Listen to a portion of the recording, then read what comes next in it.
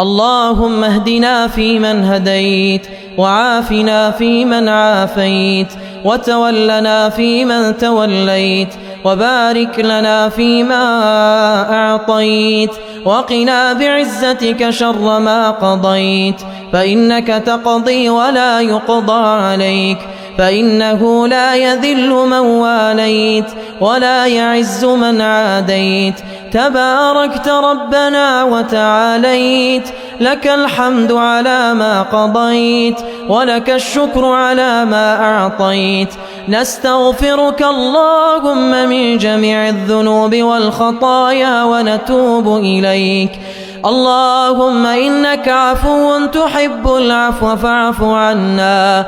اللهم إنك عفو تحب العفو فاعف عنا. اللهم إنك عفو تحب العفو فاعف عنا. فاعف عنا يا كريم، فاعف عنا يا رحيم، فاعف عنا يا أكرم الأكرمين. اللهم اجعلنا من عتقاء شهر رمضان. اللهم اجعلنا من عتقاء شهر رمضان برحمتك يا رب العالمين. اللهم تقبل صيامنا، اللهم تقبل صيامنا، اللهم تقبل تراويحنا وسجودنا وركوعنا.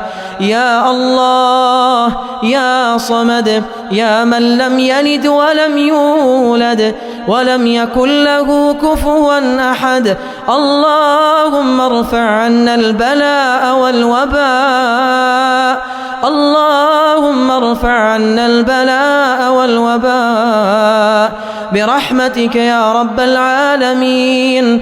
اللهم اصرف عنا هذا الوباء لا فاقدين ولا مفقودين.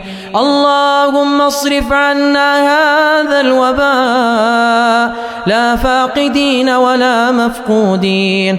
اللهم احفظ عائلتنا وأحبابنا وأصدقائنا وأمهاتنا وأزواجنا وبناتنا برحمتك يا رب العالمين.